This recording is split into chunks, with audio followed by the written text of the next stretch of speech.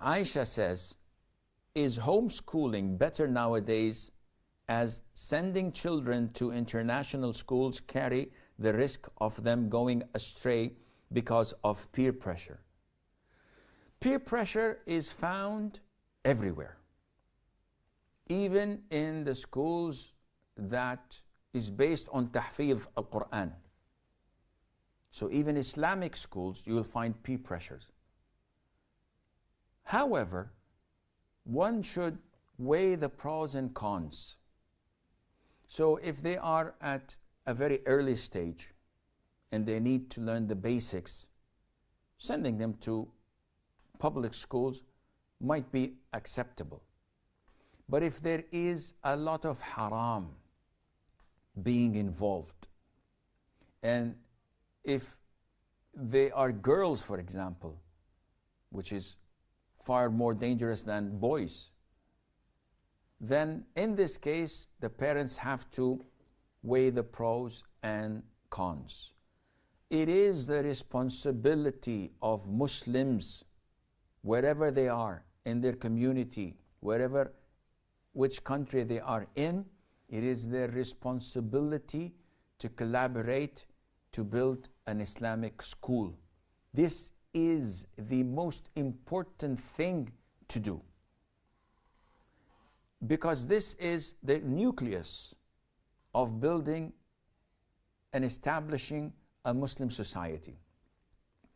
If you send your kid and mine to a public school where there is music, free mixing, teaching them sexual education, teaching them homosexuality is okay, teaching them Darwin theory and evolution, telling them that God does not exist, and then you say, what can I do?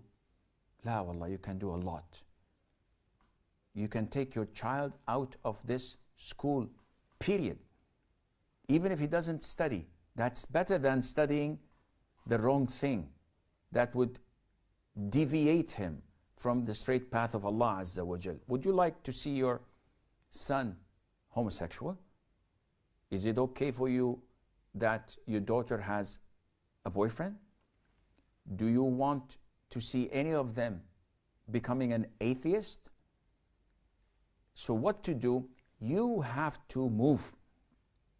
The whole community is sinful when they save money to buy an LCD screen, 50-inch or whatever, or a home theater, or a brand new car, or a bigger house, while they are not taking care of their own children and the children of the Muslims in their community. This is a communal obligation. Look at Huda TV, for example.